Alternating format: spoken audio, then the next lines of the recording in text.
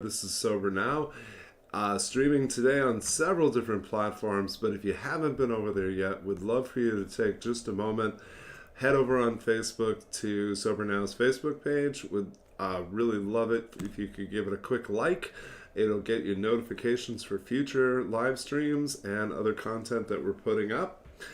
Today's topic is building confidence in recovery, something that a lot of us find really challenging to do.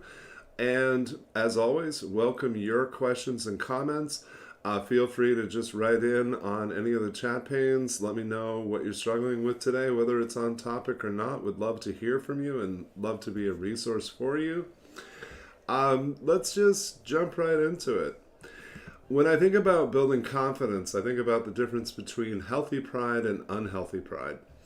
Unhealthy pride is usually fear. And most often the fear of letting others help us, support us meaningfully. And unfortunately, that fear masquerades as something else. And so folks will tell you that they're too proud to ask for help or too proud to allow support. Healthy pride is something that we typically have very little of coming into recovery. We tend to have poor self-worth. We might have some efficacy on board, and what I mean by that is maybe there's a few things that you know you do well, but confidence is something that we deserve to develop holistically, and it's connected to, of course, how much we value ourselves and what we allow into our lives. So I want to talk about confidence, and I also want to talk about faith, because both of those are important, and I want to specify that I'm talking about having faith in self. To believe in yourself is vitally important, but given our experiences in active use and given our experiences for most of us, our experiences in our family of origin, what we were taught about our worth, what we were taught about our abilities is simply not what's true. Building confidence really only comes from doing it, but managing to internalize that success, to integrate it. And building faith in yourself is even harder because while confidence only comes from doing it, faith is acknowledging, okay, there's been a lot of things that I didn't know that if I could be successful, if I could do them, and I did. So given my track record, it's reasonable to believe that this challenge, this latest obstacle in my life is something that I can overcome. But we too often judge ourselves by the person that we were in active use instead of judging ourselves by the person that we're becoming in the course of our recovery. And of course, we tend to judge ourselves in a fundamentally different way than we judge other people. We tend to be hypercritical of ourselves. We tend to hold ourselves to impossible standards. And what's saddest of all of this is that we oftentimes fail to give ourselves credit when we do things well. The fear of what we might become is usually the heart of the matter here in terms of obstacles for building confidence and faith. An awful lot of us, maybe the overwhelming majority of us, grew up with people or grew up in the midst of abuse and trauma. And so we had this very clear understanding from the time that we were children of who and how we didn't want to be. We didn't want to be like our parents, or we didn't want to be like our abusers. And unfortunately, these are oftentimes guiding principles for our lives. They're the basis of our identity. Don't be them. Be the opposite of them. And of course, the only way to be the opposite of an extreme is to go to the other extreme. And this, of course, is exhausting. It's oftentimes an effort to be above reproach, to do things perfectly, to be something that is not necessarily at all manageable or sustainable. It's well intended, but it needs to be something that we break free of, because there's no freedom in that approach or in that perspective. Ideally, we become progressively free through the course of recovery to be who we choose to be who we believe our higher power wants us to be, and to allow ourselves a lot of space and a lot of support to simply become that person. I'm reminded all the time that time takes time. Too many of us are trying to make up for lost time, and every undertaking has to be manageable and sustainable. So for a lot of us, we wrestle endlessly with the simple truth that healing and growth don't occur in our comfort zone. So in order to experience more success, in order to develop that confidence, we have to have a willingness to go outside of our comfort zone. Um, each time we do that, our comfort zone stretches, it gets a little bit bigger, and ideally, we're taking note of our success and holding on to it. In the process of recovery, what we're really doing is a transformative process, but we oftentimes struggle to notice our own growth and healing. And I oftentimes say to people, you need to catch up to yourself. The person that you are today is not the person that you were even 3 months ago. And unfortunately, the way that plays out is that an awful lot of us are perpetually surprised when things go well. We're surprised when we have success. And I'm fond of saying that the last thing that a person in recovery changes are their expectations. We expect to fail. We expect that sooner or later. I always think of the song "It's Been a While" by Stained. The lyric is, "It's been a while since I've gone and fucked things up just like I always do." So allowing others to believe in us, allowing ourselves to imagine what could go right instead of just always preparing for what could go wrong. Letting people build us up is a huge piece of recovery, and we tend not to allow this. I think for most of us, we're afraid, don't think too highly of me because it's inevitable that I'll disappoint you. And in our heart of hearts is this ongoing fear and expectation that rejection and abandonment have to keep happening in our lives. So we work very hard to keep other people's expectations of us low so that we don't disappoint them, because our expectation is that if we let them down, or if we reveal ourselves to be less than who they thought us to be, that surely they'll reject us.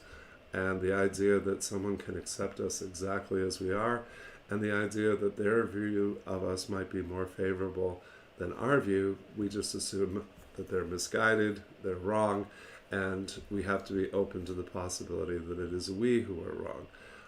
I love asking people, these beliefs that you have of yourself and your worth, where do those come from? Who taught you those? We're not born with them, they're learned along the way. A lot of us in the course of recovery are striving. We want desperately to get there. We have maybe specific goals in mind, things that we want to overcome, but even when we achieve that success, we just look to the next bit of progress that we want, the next goal that we want to achieve. And I ask folks frequently to slow down, take stock, give themselves credit, and to really celebrate each milestone and each success for a lot of different reasons. The first of which is, I'm a very simple man. When people do good things, they deserve to feel good. When we experience success, ideally each bit of that makes future success more attainable. But that requires integrating. And so integrating is allowing something to be part of the whole. And sometimes the analogy I've heard used is that in recovery, it feels like you're a 500-piece jigsaw puzzle and we're trying to put those pieces of self back together. Sometimes we want to throw away some of those pieces, and of course we can't do that. Not if our goal is to feel whole. We have to heal each of those individual pieces, and we have to stop pushing away things that are uncomfortable, because a lot of what's uncomfortable is actually really healthy. The most common example of this is compliments. We deflect them. We joke them away. We water them down. And it's a form of self-centeredness that isn't meant to be selfish. If someone that knows you, someone that cares about you, is speaking well of you, it's uncomfortable for a lot of different reasons. And the biggest one is what they're saying doesn't match how you view yourself. So when you push that away, what chances are you're not thinking about is how that affects the person who is giving you this gift, this praise, this recognition, even just appreciating you. We are people who kill ourselves to earn things that we then don't allow ourselves to receive. And so it's like we keep shortchanging ourselves. We keep uh, denying ourselves the very things that we've worked so hard for. Taking compliments is very, very simple. Uh, Smile and say thank you. Don't spend a lot of time questioning people's motives. Listen to your intuition. The person that's giving you this gift, do they believe what they're saying? Is there some clear motive? Or are they a genuine person that's part of your circle and they're just telling you what they see? I understand that it's hard to take those things in, but I also know the cost of not taking them in. I oftentimes tell a story of my friend Artis, one of the very best addictions counselors I ever had the honor of working with. And she would tell a story about being a few years into recovery, and her sponsor was endlessly frustrated because she just couldn't receive a compliment to save her life. And so her sponsor gave her a homework assignment that she was to write down every bit of recognition, validation, affirmation, every bit of praise, every compliment that was paid to her. And my friend was old school, and in old school recovery, you simply did what your sponsor told you to do. So she grabbed a notebook and started writing things down about the people who knew her, people who experienced positive things through her. What kind of things did they have to say? And she very quickly collected a lot of different quotes, a lot of different compliments. And the punchline to the story is that her sponsor had forgotten that they gave her this assignment. And so she waited a long time to check in and say, okay, do I have to keep doing this ongoing? And by the time she checked in with her sponsor, she had several notebooks full of really positive things that other people saw in her. And that's evidence. If we, day by day, if we're constantly pushing away or watering down the truth that good people have of us, then we're not collecting anything. Of course, we're not allowing our view of self to be challenged. And what we're really doing is working really, really hard subconsciously to stay in what's familiar to us. We want to stay in that comfort zone, even though we know that growth and healing don't occur there, excuse me. Confidence and faith occur through the investments that we make in ourselves. They occur by investing in others, and very importantly, they occur because we allow other people to invest in us. And as uncomfortable as that is, and as much vulnerability as that required, when we allow that, everybody wins. The expression that it helps me to help you is pervasive in 12-step communities, but it's true everywhere else in life. And when we're coming from a space of feeling less than, when we're feeling undeserving or unworthy, we become self-centered, and we forget that if someone's further along the lines than we are, then we need to be teachable. We forget that it affects them when we don't let them help. And the folks that are in your life that are pulling for you, that want good for you, allowing them to build you up, allowing them to simply challenge you, confront you, tell you the difference between what they see and what you seem to see. This creates space for a million good things to happen. We make space. This is I guess, a silly metaphor, but I use it all the time. In order to take in good things, we have to make space in our heart by letting go of the things that we don't want. We need to let go of guilt and shame. We need to allow ourselves to grieve the past pain that we're holding. We need to be able to work through the resentments and the past anger that rob us of joy, that rob us of serenity and contentment. But most of all, they rob us of growth and becoming the person that we most want to be. Not only did we, I love the expression that I didn't get sober to be miserable, but to build on that further, we didn't get sober to have a mediocre life, right? So allowing the degree to which we value ourselves to be challenged, to consider where it was that we learned those things. When we examine this, we find that it's really not much more than a feeling. It's an emotional piece that was imprinted long ago, and a lot of our experiences, a lot of our relationships reinforce those false beliefs and double down on those instilled feelings of guilt and shame. So releasing those is painful. It's much easier in the short term to simply not acknowledge them, to simply uh, continue doing what's most familiar and what's most comfortable. But again, that's robbing yourself of opportunity. Just like everywhere else in recovery, accountability is really key to this. So, allowing ourselves to set goals and having other people hold us accountable for those is key to any kind of success. Um, I would challenge you to maybe take stock. What are the things that you already have confidence in? What are the things about yourself that you do have some amount of appreciation for? This is actually one of the hardest questions that I ask as a therapist.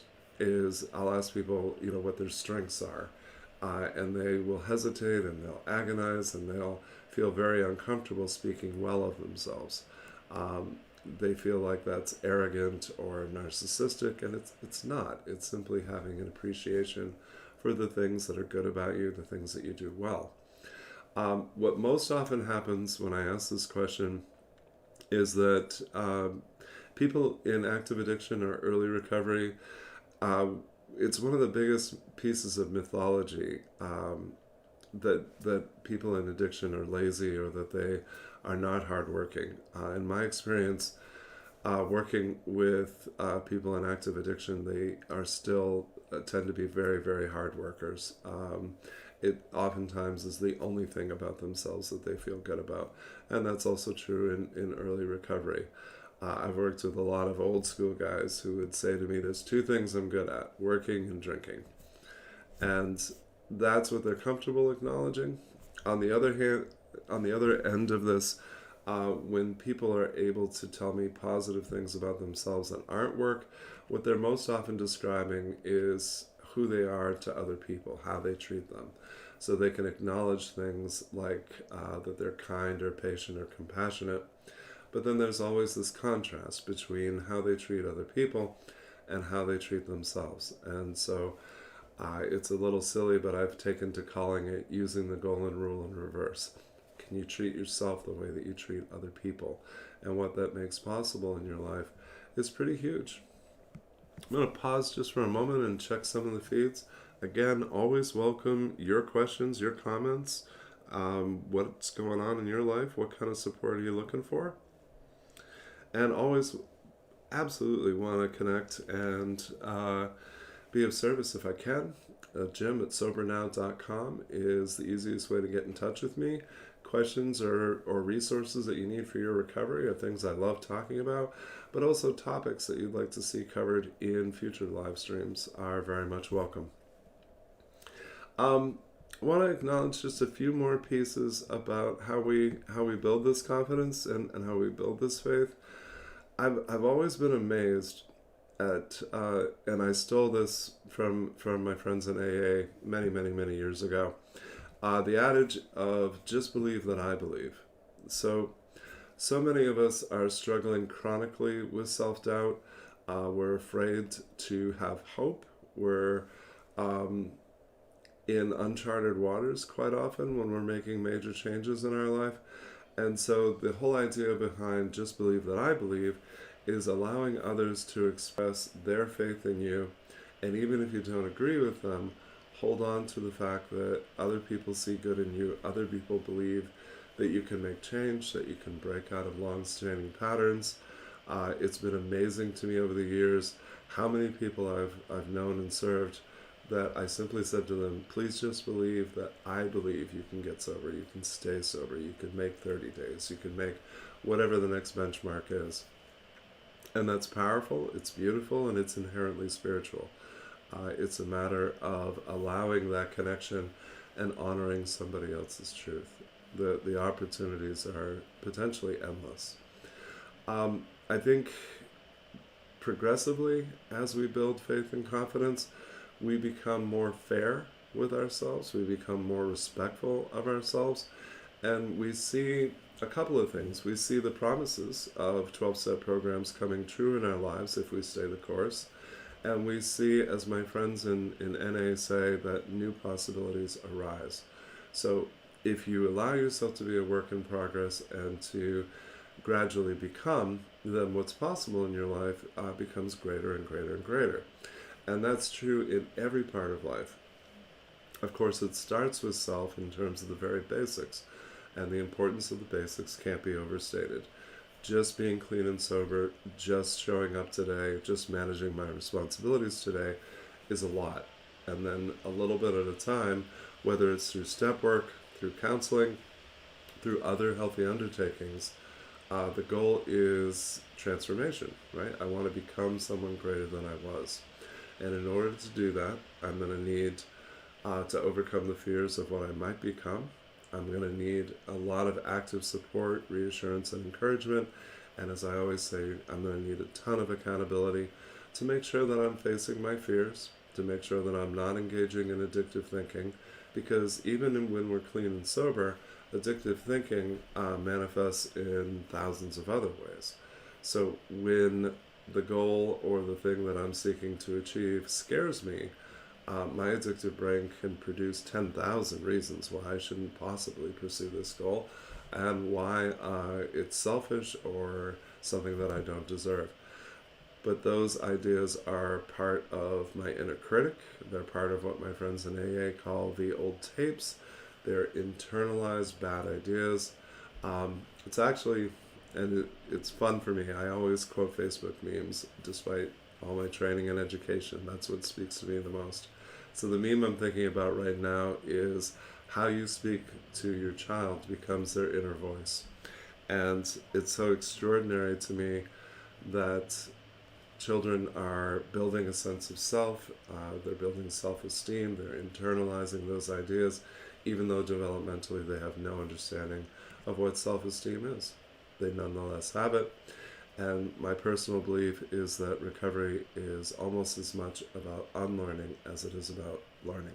So we're looking to break patterns, we're looking to break free of false beliefs, and a little bit at a time, we become open to the idea that maybe we can be successful. And that raises an important point. I think we have to be very mindful of what success is, of what that looks like for us, because otherwise what we're pursuing is just a feeling. I oftentimes will encourage folks to Google Ralph Waldo Emerson's definition of success. It's one of my many tattoos, and it is more consistent with who I want to be and what success is to me as opposed to any prevailing social norm or anybody else's definition. Ideas about what I'm supposed to be or how I'm supposed to be, those weren't my ideas. Those were other people's ideas. Those were the beliefs of my family of origin. Those might be the beliefs of people that really don't belong or really shouldn't have influence in my life today. I want to be who my higher power wants me to be.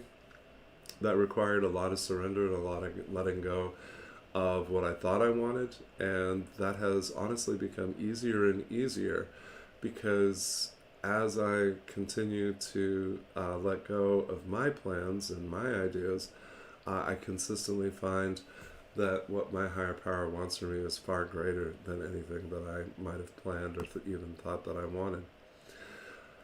I think, if we allow ourselves to continue to build confidence, then what we're doing is moving away from survival and into living. Oscar Wilde said that most people don't live, they simply exist. And I have absolutely no willingness to simply go through the motions of life. I'm a bit of a hedonist. I want the best. I want to be able to experience joy in my life. I want to be able to have fulfillment and satisfaction. I challenge the idea that happiness should be the goal. I think happiness is a choice, and it tends to be a fleeting emotion. I like the stuff that sticks around. And in the end, another Facebook meme for you, in the end, it's all about relationships and experiences, and those are what matter most to me. So, any form of recovery, whether it's from substance use disorder, trauma, mental health, eating disorders, self-harm, all the things that people like me tend to do to ourselves, Those are inherently transformative, and a big piece of transformation is giving ourselves credit for what we achieve, allowing other people to have their own truth, their own opinion, not shooting them down when they speak well of us or want to compliment us, and gradually, a little bit at a time, we're unlearning what was taught to us and allowing our chosen family, allowing the people that support our recovery to give us some input about what we're doing well, and to challenge us on what it is that has yet to change. Okay. Always a pleasure and an honor to be with you. Again, I would love to connect with you. Would love to have you check out Sober Now's YouTube channel. If you go over there and check us out, there's a little over 160 or so videos there now that cover a full range of different topics in various forms of recovery. And of course, would love to have you check out our site, sobernow.com. Recently moved to a subscription platform, so we're more affordable than we've ever been at under $15 a month. And for that fee, you're able to access all of our programs. One of which is geared towards addiction recovery from substance use disorder. But the second program is a program for affected others, people like me who have loved ones in active addiction or maybe early recovery, and how it is that we cope with having that enormous strain on the family system. Again, I look forward to joining you next Thursday, noon Eastern, and very much welcome the opportunity to connect with you. Jim at sobernow.com. Please take excellent care of you, and I'll look forward to seeing you next week.